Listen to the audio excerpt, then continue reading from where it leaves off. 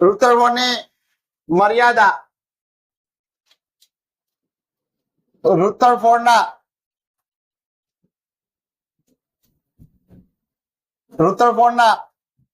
પરમાણુ મોડલની મર્યાદા અથવા તો પ્રચલિત યંત્રશાસ્ત્રની દલીલો, આપણે દલીલોની ચર્ચા કરવાની છે.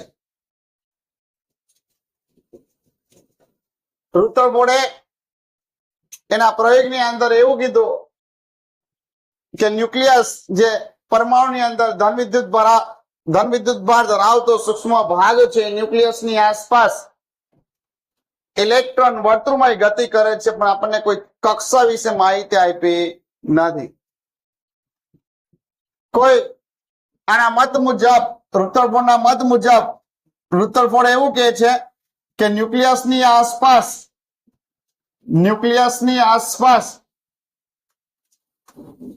ઇલેક્ટ્રોન વર્તુળમય ગતિ કરે છે,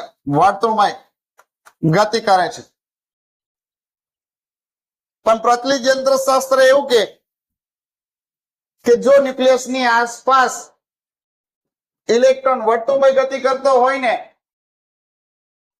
પ્રચલિત યંત્રશાસ્ત્ર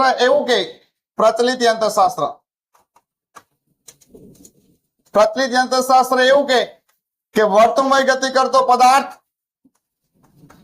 ગતિ કરતો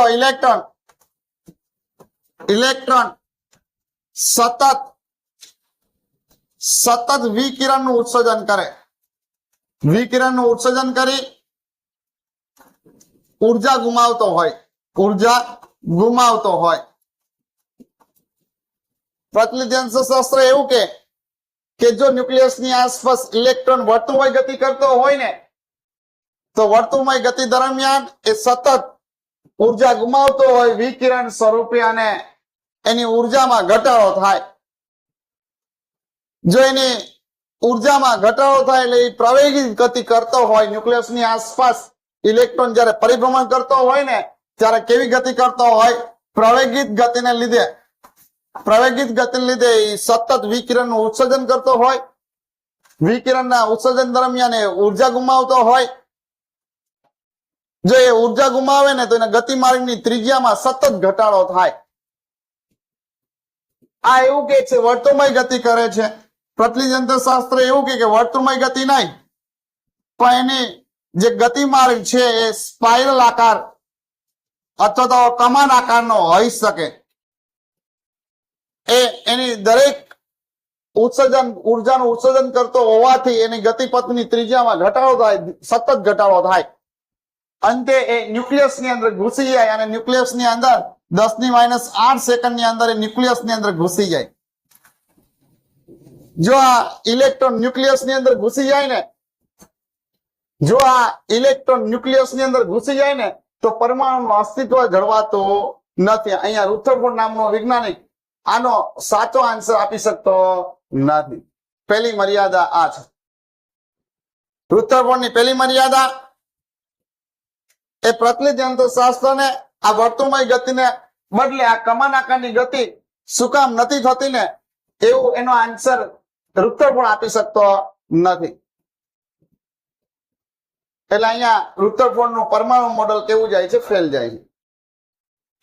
બીજી યંત્રશાસ્ત્ર, એના બીજા પ્રયોગ હતા. એક ઉત્સર્જક વર્ણપટ હતો. પ્રચલિત યંત્રશાસ્ત્ર એવું કે અહીંયા પરમાણુમાંથી જે ચોક્કસ તરંગ લંબાઈ ધરાવતા વિકિરણનું ઉત્સર્જન થાય ને, એમાં શું કામ અમુક તરંગ લંબાઈ હાજર હોય, અમુક તરંગ લંબાઈ ગેરહાજર હોય. બધી જ તરંગ લંબાઈ, મને જે ઉત્સર્જક વર્ણપટ મળે એની અંદર બધી જ તરંગ લંબાઈ શું કામ જોવા નથી મળતી? અમુક તરંગ લંબાઈ શું કામ ગેરહાજર છે? આ શું કામ ગેરહાજર અમુક તરંગ લંબાઈઓ છે ને, એનો જવાબ રુથરફોર્ડ નામનો વૈજ્ઞાનિક આપણને આપી શકતો નથી. શું કીધું છે? પ્રચલિત યંત્રશાસ્ત્ર એવું કે ઉત્સર્જક વર્ણપટ દરમિયાન અમુક તરંગ લંબાઈઓ હાજર હોય, અમુક તરંગ લંબાઈઓ ગેરહાજર હોય. અહીંયા બધી જ તરંગ લંબાઈઓ શું કામ નથી મળતી, અમુક તરંગ લંબાઈ શું કામ ગેરહાજર છે, એનો જવાબ આપણને રુથરફોર્ડ નામનો વૈજ્ઞાનિક આપી શકતો નથી. આ બીજી મર્યાદા. ત્રીજી મર્યાદા મારી પાસે ઉત્સર્જક વર્ણપટની હતી. ત્રીજી મર્યાદા શોષક વર્ણપટની હતી. શોષક વર્ણપટ. પ્રચલિત યંત્રશાસ્ત્ર એવું કે જ્યારે તમે શ્વેત પ્રકાશ તમે કોઈ વાયુ પર આપાત કરો, એમાંથી નિર્ગમન પામતા પ્રકાશની અંદર અમુક તરંગ લંબાઈ હાજર હોય, અમુક તરંગ લંબાઈની જગ્યાએ કાળી લીટીઓ જોવા મળે. તો એવું કહે છે કે અમુક ચોક્કસ તરંગ લંબાઈમાં જ કેમ કાળી લીટી જોવા મળે, બધી જ તરંગ લંબાઈનું શું કામ શોષણ નથી થતું? પ્રચલિત યંત્રશાસ્ત્ર આવો પ્રશ્ન કોને પૂછે છે? રુથરફોર્ડને પૂછે. રુથરફોર્ડ નામનો વૈજ્ઞાનિક આનો આન્સર આપી શકતો નથી. અહીંયા મારી પાસે એના પછી બોહર નામનો વૈજ્ઞાનિક આવે છે.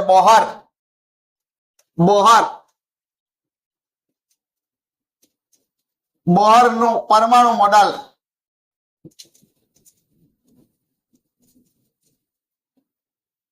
હવે બોહર નામના વૈજ્ઞાનિકનું પરમાણુ મોડેલ એ પોતે રજૂ કરે છે.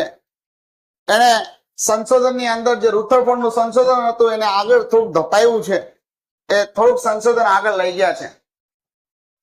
શું કે છે બોહર મોડેલ? જુઓ, બોહર મોડેલ એવું કે જો તમારે ક્વોન્ટમ ફિઝિક્સનો વિકાસ કરવો હોય ને, પ્રચલિત યંત્રશાસ્ત્રને કહે છે, બોહર પ્રચલિત યંત્રશાસ્ત્રને એવું કહે છે કે જો તમારે ક્વોન્ટમ ફિઝિક્સ અથવા તો પરમાણુ વિજ્ઞાનનો જો તમારે વિકાસ કરવો હોય ને, તો તમે જે આ મોટા મોટા નિયમો તમે લગાડો છો, એ નાના કણની અંદર જે મોટા મોટા પદાર્થના જે નિયમો છે એ નાના કણની અંદર એ લાગુ પાડી શકાય નહીં.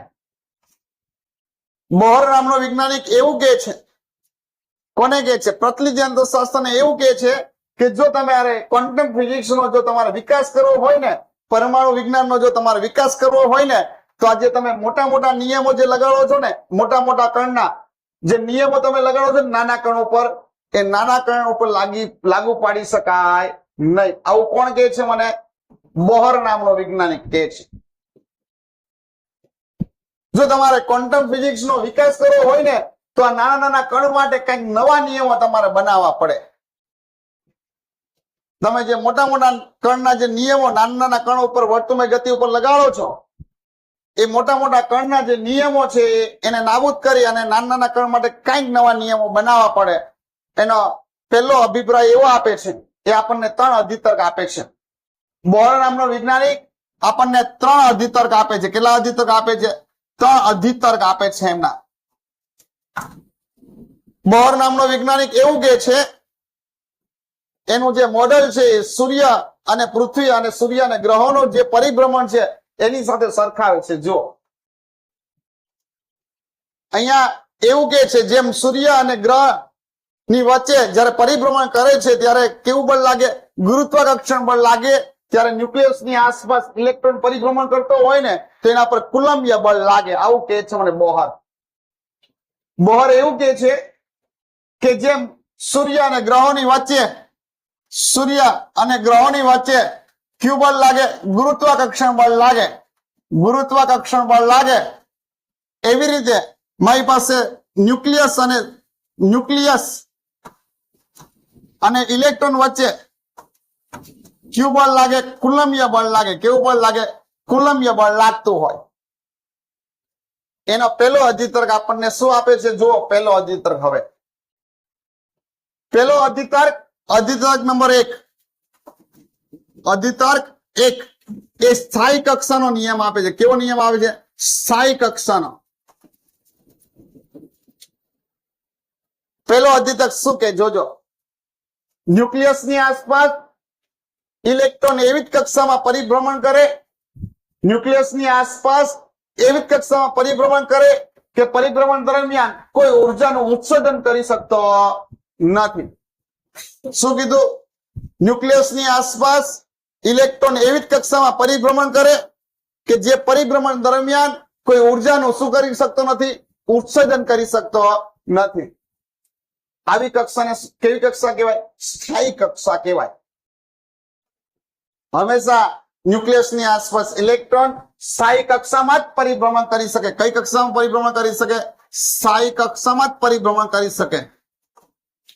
મારી પાસે રુથરફોર્ડનો જે પહેલી મર્યાદા હતી ને, હવે જો કોઈ ઉર્જાનું ઉત્સર્જન કરતો નથી એટલે ગતિમાર્ગની ત્રિજ્યામાં ઘટાડો થતો નથી એટલે જે કમાન આકારે ગતિ કરતો હતો એ કમાન આકારે ગતિ કરશે નહીં. હવે કઈ ગતિ કરશે?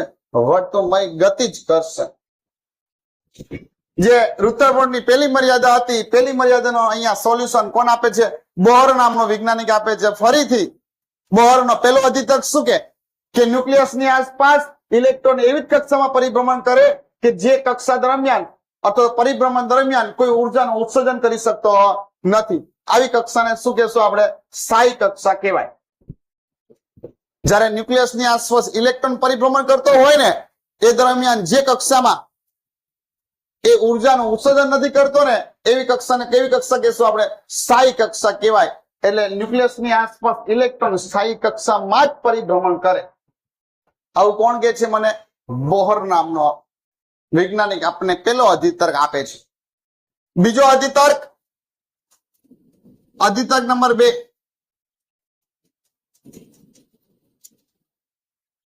પેલો અધિતર્ક સ્થાયી કક્ષાનો હતો. બીજો અધિતર્ક કોણીય વેગમાનનો છે. કક્ષાનો છે બીજો. મારી પાસે કક્ષા હતો તો કોણીય વેગમાન શું કહે છે જુઓ.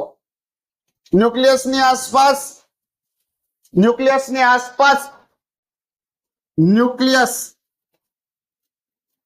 આસપાસ ઇલેક્ટ્રોન એવી જ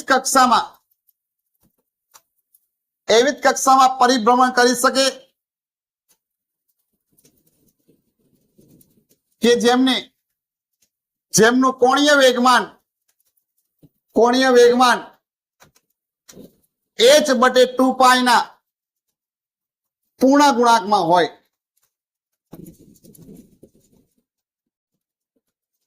શું કીધું છે? ન્યુક્લિયસની આસપાસ ઇલેક્ટ્રોન એવી જ કક્ષામાં પરિભ્રમણ કરી શકે કે જેનો કોણીય વેગમાન L બરાબર h/2π ના પૂર્ણ ગુણાંકમાં હોય. h/2π ના પૂર્ણ ગુણાંકમાં હોય. જ્યાં n છે એ કક્ષાનો ક્રમ દર્શાવે. કોનો ક્રમ દર્શાવે? કક્ષાનો ક્રમ દર્શાવે. n બરાબર કેટલા આવે? 1 આવે, 2 આવે, અપ ટુ n આવે. ન્યુક્લિયસની આસપાસ ઇલેક્ટ્રોન એવી જ કક્ષામાં પરિભ્રમણ કરી શકે કે જેનો કોણીય વેગમાન h/2π ના પૂર્ણ ગુણાંકમાં હોય. ક્યારેક આને n into h કટ પણ કહેવાય. h કટ બરાબર શું થાય? h/2π થાય. જ્યાં h શું છે? h પ્લાન્ક અચળાંક છે. શું છે મારી પાસે? પ્લાન્ક અચળાંક. એનું મૂલ્ય 6.626 ગુણ્યા 10 ની માઇનસ 34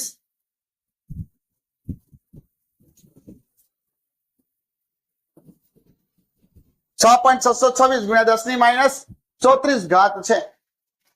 બીજો અધિતર્ક શું કે ન્યુક્લિયસની આસપાસ પરિભ્રમણ કરતા ન્યુક્લિયસની આસપાસ ઇલેક્ટ્રોન એવી જ કક્ષામાં પરિભ્રમણ કરે કે જેનો કોણીય વેગમાન કેટલું હોય મારી પાસે? h/2π ના પૂર્ણ ગુણાંકમાં હોય. આ બીજો અધિતર્ક મને મળી ગયો. અહીંયા h પ્લાન્ક અચળાંક છે, n પૂર્ણ સંખ્યા, અને ક્યારેક h કટ વડે પણ દર્શાવવામાં આવે. ત્રીજો અધિતર્ક શું આપે જુઓ. ત્રીજો અધિતર્ક નંબર 3 શું કહે છે જુઓ. એ સમજવા જેવો છે. n બરાબર પહેલી કક્ષા, આ n બરાબર બીજી કક્ષા, આ n બરાબર ત્રીજી કક્ષા, આ n બરાબર ચોથી કક્ષા છે. કક્ષાઓ છે. જ્યારે ન્યુક્લિયસની આસપાસ પરિભ્રમણ કરતો ઇલેક્ટ્રોન જ્યારે ઊંચી ઉર્જાવાળી કક્ષામાંથી નીચી ઉર્જાવાળી કક્ષામાં સંક્રાંતિ કરે. શું કીધું? ફરીથી જ્યારે ન્યુક્લિયસની આસપાસ પરિભ્રમણ કરતો ઇલેક્ટ્રોન ઊંચી ઉર્જાવાળી કક્ષામાંથી નીચી ઉર્જાવાળી કક્ષામાં સંક્રાંતિ કરે એ દરમિયાન વિકિરણ ઉત્સર્જિત થતા વિકિરણની ઉર્જા એ બંને કક્ષાની ઉર્જાના તફાવત જેટલું હોય.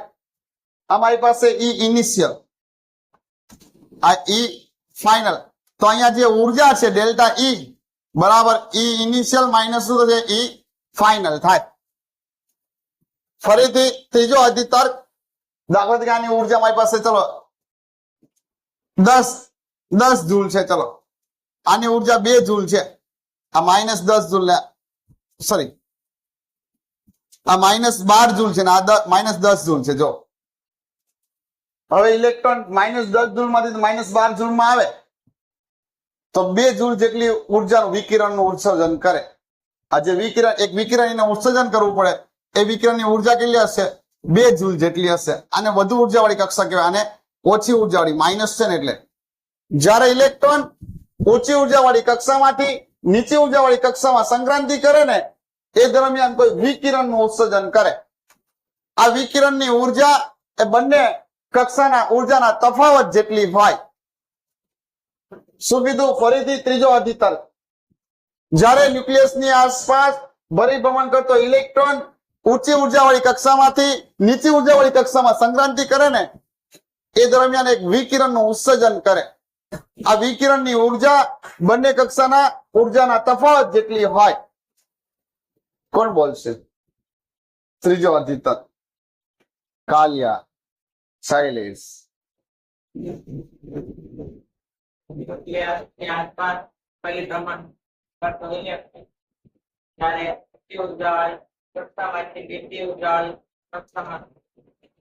સંક્રાંતિ કરે ત્યારે જ્યારે ન્યુક્લિયસની આસપાસ પરિભ્રમણ કરતો ઇલેક્ટ્રોન ઊંચી ઉર્જાવાળી કક્ષામાંથી નીચી ઉર્જાવાળી કક્ષામાં સંક્રાંતિ કરે એ દરમિયાન ઉત્સર્જિત થતા વિકિરણની ઉર્જા બંને કક્ષાના ઉર્જાના તફાવત જેટલું હોય. જેને શું કીધો છે મારી પાસે? ત્રીજો અધિતર્ક આપ્યો છે. મારી પાસે આ બોહરનો જે નિયમ છે, બોહરનો જે પરમાણુ મોડલ છે, બોહરનું પરમાણુ model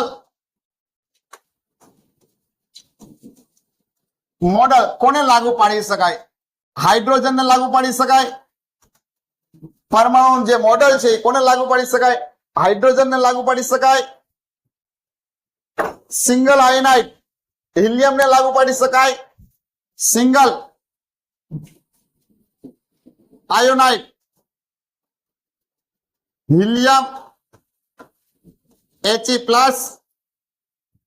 double ionised hydrogen helium lithium, double ionised lithium Li ને Li++, hydrogen helium lithium beryllium. તો બેરિલિયમ આવે ને. ટ્રિપલી આયોનાઇડ, ટ્રિપલી આયોનાઇડ બેરિલિયમ, બેરિલિયમની સંજ્ઞા Be+++, ટ્રિપલી આયોનાઇડ બેરિલિયમમાં લાગુ પાડી શકાય. મારે હાઇડ્રોજન વર્ણપટ જોવું છે. હાઇડ્રોજન વર્ણપટ આપણે હાઇડ્રોજન વર્ણપટ જોયા. હાઇડ્રોજન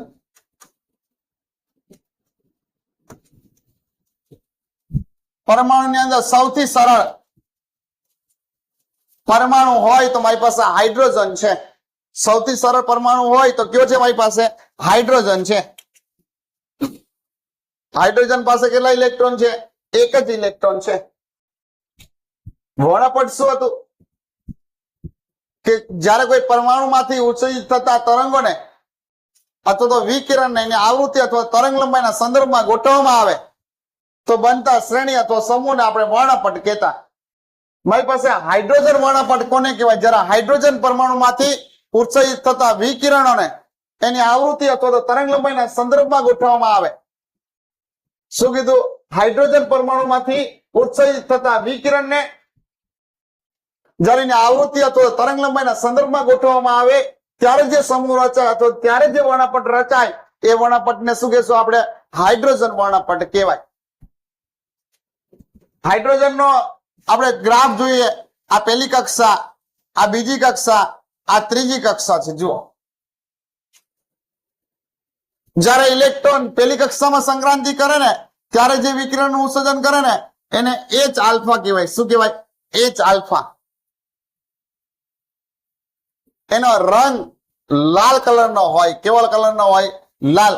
હાઇડ્રોજન પરમાણુની અંદર જ્યારે ઇલેક્ટ્રોન ઊંચી ઉર્જા કક્ષામાંથી પેલી કક્ષામાં સંક્રાંતિ કરે ને ત્યારે જે વિકિરણ ઉત્સર્જિત થાય ને H આલ્ફા કહેવાય. એનો રંગ કેવો જોવા મળે મને? લાલ. મને બ્લુ અને ગ્રીન, બ્લુ અને ગ્રીન એને H બીટા કહીશું. જ્યારે ઇલેક્ટ્રોન બીજી કક્ષામાં સંક્રાંતિ કરે ને ત્યારે જે વિકિરણ ઉત્સર્જન થાય ને એને શું કહેવાય? H બીટા કહેવાય. શું કહેવાય? H beta. એનો રંગ કેવા કલરનો જોવા મળે? વિકિરણનો બ્લુ અને ગ્રીન. મારી પાસે કોઈ ઇલેક્ટ્રોન ત્રીજી કક્ષામાંથી સંક્રાંતિ કરે ને, ઊંચી ઉર્જા કક્ષામાંથી ત્રીજી કક્ષામાં આવે ત્યારે જે વિકિરણનું ઉત્સર્જન કરે ને એને H ગામા કહેવાય. શું કહેશું? H gamma. આનો રંગ કેવો હશે મારી પાસે? જાંબલી રંગ. જાંબલી રંગના વિકિરણનું ઉત્સર્જન થાય. અહીંયા હવે અત્યાર સુધી આપણે એની ઉર્જા જોઈ હતી. હવે અહીંયા એક જનરલ બધા જ સૂત્ર જોઈ લેવાના છે. ઘણા બધા સૂત્ર આવશે. આપણે એને ઉર્જા, ગતિ ઉર્જા, સ્થિતિ ઉર્જા, ઘણા બધા સૂત્ર જોવાના છે. મારી પાસે હાઇડ્રોજન માટે જોયો અથવા જનરલ સૂત્ર જુઓ, એની આસપાસ અલગ અલગ કક્ષાઓ હોય. કોઈ એક કક્ષા લઈએ. આ કક્ષામાં અંદર તરફ જે બળ લાગતું છે એ F E લાગે, વિદ્યુત બળ. બારબલ લાગે છે કેન્દ્ર ત્યાગી બળ FC. આ Fe હતું મારી પાસે કે ઇલેક્ટ્રોન. અહીંયા Ze છેદમાં R સ્ક્વેર બરાબર mv સ્ક્વેર અપોન R જેટલું બળ લાગતું હતું. આ જે દળ છે ઇલેક્ટ્રોનનું દળ છે, R કેન્સલ, તો મારી પાસે mv સ્ક્વેર બરાબર મારી પાસે 1/4πε0 Ze સ્ક્વેર ના છેદમાં શું આવે? મારી પાસે R આવે. Ze સ્ક્વેર ના છેદમાં R. અહીંયા તમે Z ની જગ્યાએ હાઇડ્રોજન પરમાણુ હોય તો એક લઈ શકો. તો હાઇડ્રોજન માટે નથી, આપણે જનરલ લઈએ. Ze સ્ક્વેર ના છેદમાં 4πε0 R મારી પાસે mv સ્ક્વેર બરાબર આવ્યું. mv સ્ક્વેર આવું સૂત્ર મારી પાસે આવ્યું. મારે વેગ, ગતિ ઉર્જા, સ્થિતિ ઉર્જા, ટોટલ ઉર્જા, આવર્તકાળ, આવૃત્તિ, ઘણા બધા સૂત્રો મારે મેળવવા છે. અહીંયા મારે ગતિપથની ત્રિજ્યાનું સૂત્ર આપણે મેળવીએ અથવા તો કોઈ પણ એક વેગનું સૂત્ર મેળવીએ. આ m v r. અહીંયા m, આ v ના બે ભાગ પાડો તો એક v અહીંયા આવશે બરાબર Ze સ્ક્વેર ના છેદમાં 4πε. જો હું r ને અહીંયા લઈ ગયો, આ m ને આ v સ્ક્વેર છે તો v into v, v square થયું અને r અહીંયાથી અહીંયા આવી ગયું. અહીંયા mvr બરાબર શું લખાય? અહીંયા L બરાબર શું હતું? nh અપન શું હતું મારી પાસે? 2π. આ L એટલે શું થાય? mvr કોણીય વેગમાન nh અપન શું થાય મારી પાસે? 2π થાય. તો અહીંયા mvr ફરીથી જુઓ મારી પાસે આ સૂત્ર. અહીંયા m v r અને આ v એક વધારાનો, આને હું બ્રેકેટમાં કરી નાખું. Ze સ્ક્વેર ના છેદમાં શું મળ્યું મને? 4πε0. અહીંયા mvr ની જગ્યાએ શું લખીએ આપણે? nh અપન 2π લખીએ. nh અપન 2π ઇન્ટુ v બરાબર શું થાય? Ze સ્ક્વેર ના છેદમાં 4πε0. આ પાઈ પાઈ કેન્સલ. આ બે દો 4. તો વેગનું સૂત્ર મને મળ્યું Z સ્ક્વેર છેદમાં Z સ્ક્વેર છેદમાં 2 nh ઇન્ટુ ε0. અહીંયા વેગ છે ને, વેગ, આ વેગનું સૂત્ર આપણને મળ્યું છે. જો v તમે બધાની કિંમત મૂકો. જો હાઇડ્રોજન માટે લઈએ, હાઇડ્રોજન માટે n બરાબર પેલી કક્ષા ને Z બરાબર કેટલા થશે? હાઇડ્રોજન માટે Z પરમાણુ ક્રમાંકનું મૂલ્ય કેટલું હોય? 1 હોય ને.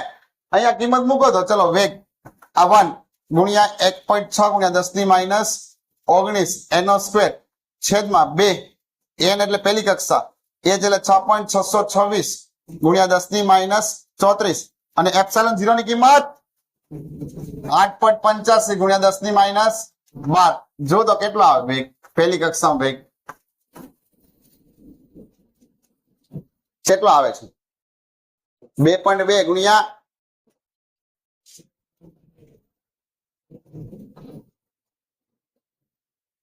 ન્યુક્લિયસ ની આસપાસ પરિભ્રમણ કરતા ઇલેક્ટ્રોનનો વેગ કેટલો આવે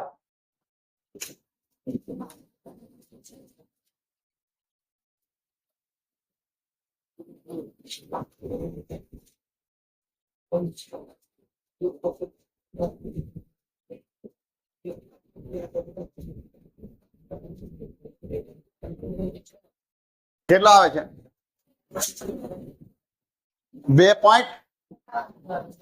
2.18 ગુણ્યા 10 ની 6 મીટર પ્રતિ સેકન્ડ આવે એનો અંદાજે 2.2 લઈ શકાય એટલે 2.2 ઇલેક્ટ્રોન એટલા વેગથી ફરે પહેલી કક્ષામાં હાઇડ્રોજનમાં તમે જોવો તો ખરા હે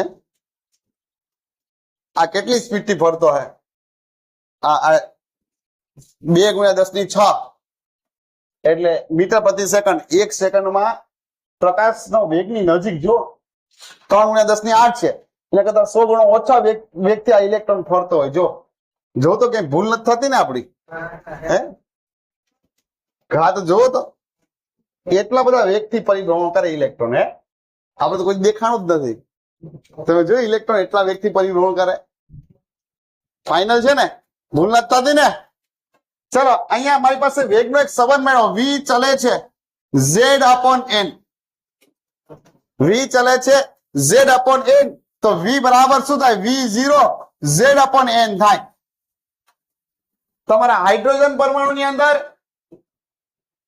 જેમ જો આ વેગ છે ને પરમાણુ ક્રમાંકના સમપ્રમાણમાં છે હાઇડ્રોજન પરમાણુમાં વેગ 2.2 છે તો હિલિયમમાં પરમાણુ ક્રમાંક કેટલો છે ડબલ તો આના કરતા વેગ હિલિયમમાં કેટલો હશે એના કરતા ડબલ હશે લિથિયમમાં એના કરતા હાઇડ્રોજન કરતા 3 ગણો હશે જો પરમાણુ ક્રમાંકના સમપ્રમાણમાં અને કક્ષા નંબરના વ્યસ્ત પ્રમાણ તમને બીજી કક્ષામાં કીધો હોય તો શું કરશો બાય 2 કરશો ત્રીજી કક્ષામાં આમ તમે દૂર જાઓ ને કોઈ પરમાણુની અંદર કોઈ દૂર જાઓ ને એમ એનો વેગ શું થાય ઘટતો જાય શું થાય વેગનું મૂલ્ય ઘટતું જાય અને તમે પરમાણુ ક્રમાંક વધતો જાય એમ વેગનું મૂલ્ય શું થતું જશે વધતું જશે તમારા સંબંધ યાદ રાખવાનો છે આ v0 ની જગ્યાએ શું યાદ રાખશો 2.18 ગુણ્યા 10 ની 6 હાઇડ્રોજન માટે 2.18 ગુણ્યા 10 ની 6 તમને એમ કીધું કે બીજી કક્ષામાં ઇલેક્ટ્રોનનો વેગ શોધો તો કેટલા આવશે 1.09 અથવા તો 2.2 લો તો 1.1 ગુણ્યા 10 ની 6 ત્રીજી કક્ષામાં કીધું હોય તો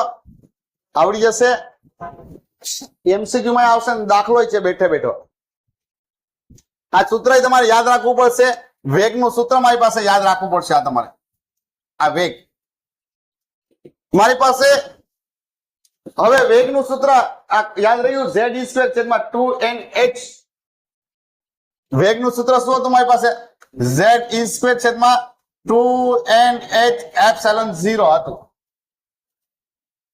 મારી પાસે એક આવું સૂત્ર આપણી પાસે આવી ગયું mv²/r બરાબર 1/4πε0 z² ના છેદમાં શું હતું મારી પાસે r² હતું બોલો હા અહીંયા r કેન્સલ તો r બરાબર z² ના છેદમાં 4ε0 mv² થાય આ mv² ના છેદમાં લઈ જવાના r ને ક્યાં ઉપાડીને ઉપર જો હવે v ની કિંમત આપણી પાસે છે v ની કિંમત અહીંયાથી મૂકીએ જો z² છેદમાં 4πε0 m આ v ની કિંમત શું થાય z² e²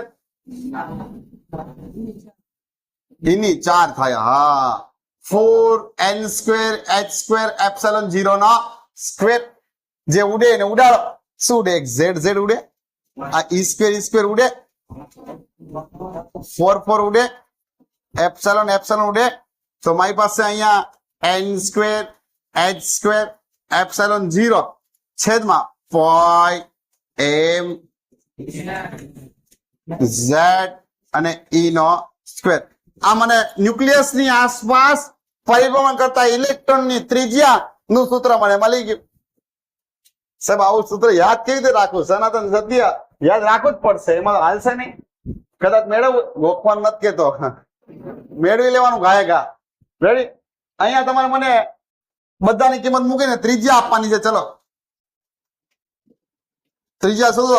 n બરાબર 1, z બરાબર 1, n બરાબર પહેલી કક્ષા અને z બરાબર હાઇડ્રોજન માટે મારે ત્રિજ્યાનું સૂત્ર જોઈએ.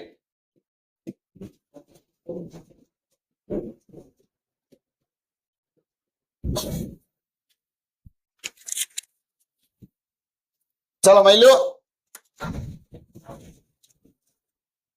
0.53 એંગસ્ટ્રોમ આવે.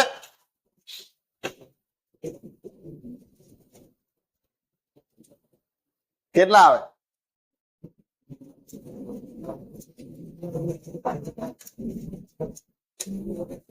એ બોલો કેટલા આવે? શું નામ તમારું? રોશનીબેન. બોલો શું આવે?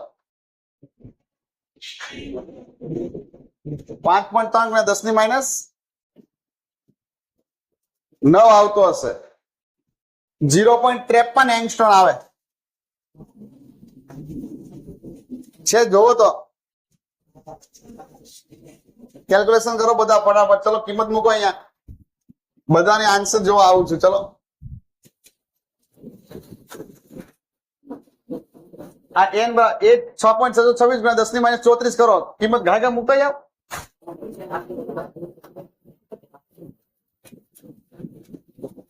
કેટલો મસ્ત ઠંડો પવન આવે છે આજે. હે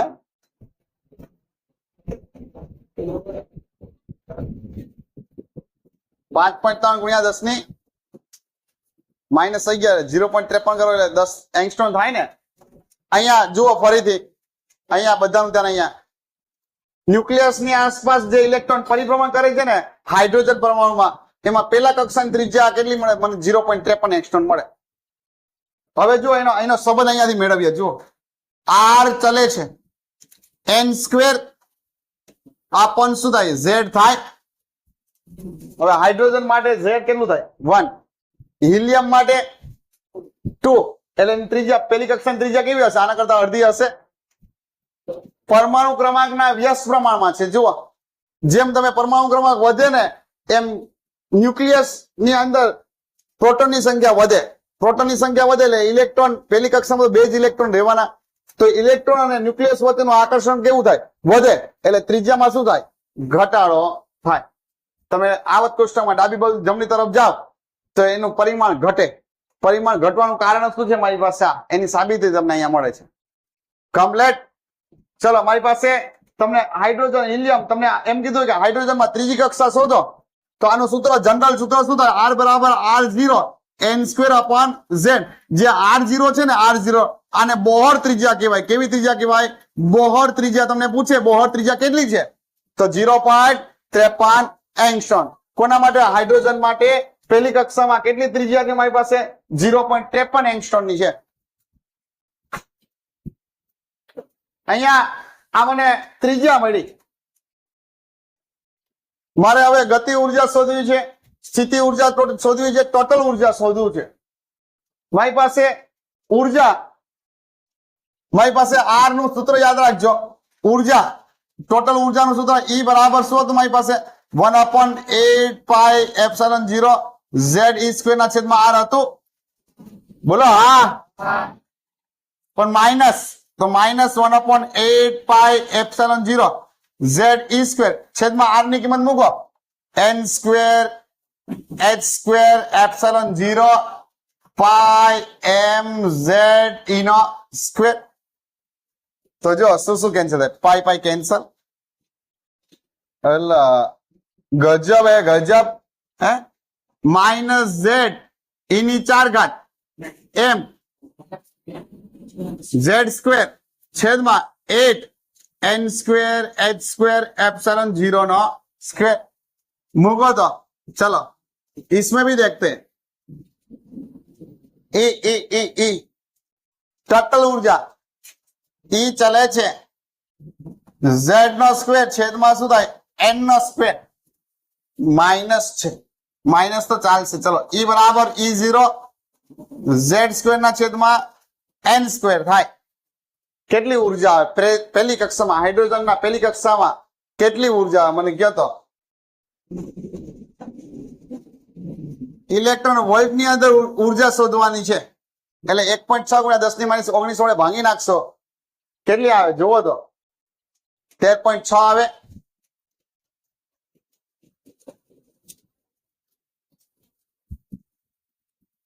જો અહીંયા તમે ઘરે કરજો મારી પાસે હાઇડ્રોજન પરમાણુની અંદર પહેલી કક્ષાની અંદર ઉર્જા કેટલી હોય 13.6 ઇલેક્ટ્રોન વોલ્ટ જેટલી હોય બીજી કક્ષામાં ઇલેક્ટ્રોનની ઉર્જા શોધી હોય તો કેટલા વડે ભાંગવા પડે કેટલા n નો સ્ક્વેર છે 2 નો વર્ગ એટલે કેટલી વડે ભાંગવા પડે 4 હું તમને અહીંયા દોરી દઉં આ હાઇડ્રોજન છે એની પહેલી કક્ષામાં ઉર્જા -13.6 બીજી કક્ષામાં ઉર્જા 13.6 ને 4 વડે ભાંગો -3.4 9 વડે ભાંગો તો 13.6 ને 9 વડે ભાંગો તો કેટલા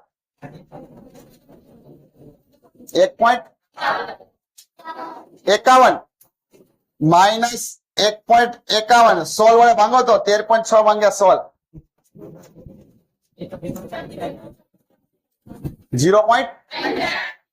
0.85 કેવી થશે માઇનસ એમ તમારે જે પણ કક્ષાની ઉર્જા માપવી હોય હવે તમને ત્રીજો અધિતક યાદ અપાવું જો આને ઓછી ઉર્જા વાળી કક્ષા કહેવાય કે વધુ ઉર્જા વાળી કક્ષા કહેવાય ઓછી ઉર્જા વાળી કક્ષા આ વધુ ઉર્જા વાળી કક્ષા ઇલેક્ટ્રોન જ્યારે ઊંચી ઉર્જા વાળી કક્ષામાંથી નીચી ઉર્જા વાળી કક્ષામાં જાય ને ત્યારે એક વિકિરણનું ઉત્સર્જન કરે શું કરે આ વિકિરણનું ઉત્સર્જન કરે આ વિકિરણનું ઉત્સર્જન ઈ બરાબર ડેલ્ટા ઈ બરાબર આની ઉર્જા કેટલી છે -3.4 માઇનસ અને આ માઇનસ માઇનસ માઇનસ પ્લસ 13.6 તો કેટલી ઉર્જા આવે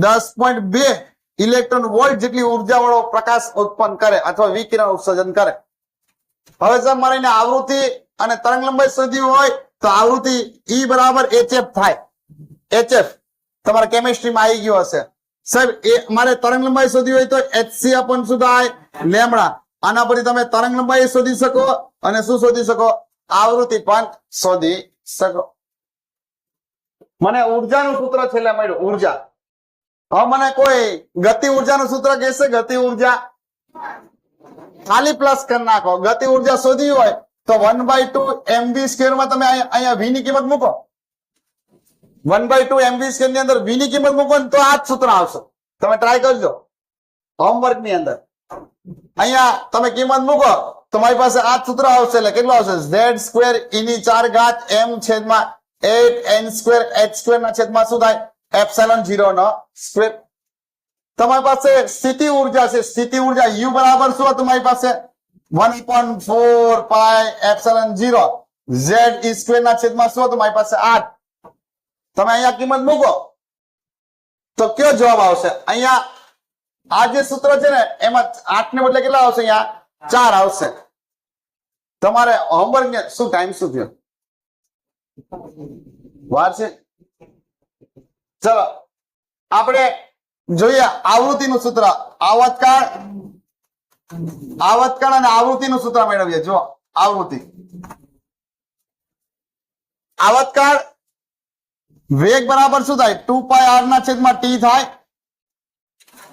2πr ના છેદમાં t આ કોઈ વર્તુળમાં ગતિ કરતો હોય તો એક પરિભ્રમણ માટે લાગતો સમય અને એટલું અંતર એનો બંનેનો ભાગાકાર કરો તો શું મને વેગ મળે v બરાબર 2πr ના છેદમાં t મારા આવર્તકાળ શોધવું છે 2π r ના છેદમાં શું થાય v થાય અહીંયા r અને v ની કિંમત મૂકો એટલે તમને શું મળી જશે આવર્તકાળ મળી જશે અહીંયા આવર્તકાળનું સૂત્ર હોમવર્કમાં આવૃત્તિ શોધવી છે તો f બરાબર શું થાય 1/t તમે આવર્તકાળને વ્યસ્ત કરો તમને શું મળશે આવૃત્તિ તો તમને આવૃત્તિનો કાલે હોમવર્ક ની અંદર આવૃત્તિનો સંબંધ અને આવર્તકાળનો સંબંધ શોધીને લાવવાનો છે રેડી અહીંયા મોટા ભાગના MCQ તમારે આના દાખલાઓ ઘણા બધા આવશે આવતીકાલથી આના દાખલા આ ચેપ્ટર તમારે અહીંયા એક છેલ્લી થિયરી બાકી છે છેલ્લી થિયરી શું કે અહીંયા બોહર અહીંયા છેલ્લે અંતે આપણને બોહર મોડેલ આપ્યું.